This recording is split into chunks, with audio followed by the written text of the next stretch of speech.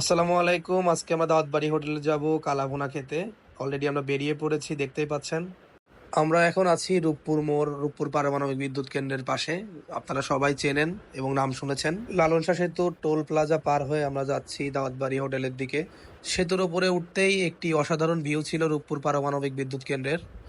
Biker ভাইরা অবশ্যই সবসময় হেলমেটটা ব্যবহার করবেন। অলরেডি আমরা চলে এসেছি দাওয়াতবাড়ি হোটেলে। আপনারা দেখতেই পাচ্ছেন দাওয়াতবাড়ি হোটেল এটা। হোটেলে ঢুকতেই দেখি শিবন ভাই অনেক ভালো একজন মানুষ, তার সাথে কমিউনিকেশন করছিলাম। শিবন ভাইকে বললাম আপনাদের স্পেশাল আইটেমগুলো দেখতে চাই, বিশেষ করে কালা ভুনাটা। এদিকে কালা ভুনা দেখার পরে আমার জিভেতে জল চলে এসেছে। এবং এখানে অনেক রকমের আইটেম রয়েছে, আপনারাও চাইলে ট্রাই করে দেখতে পারেন। যাই হোক, আমি মূলত দাওয়াত বাড়ির স্পেশাল কালা ভুনাটা ট্রাই করার জন্য এসেছি। চলুন আর কথা না বাড়িয়ে দাওয়াত বাড়ির স্পেশাল কালা ভুনাটা ট্রাই করে দেখি।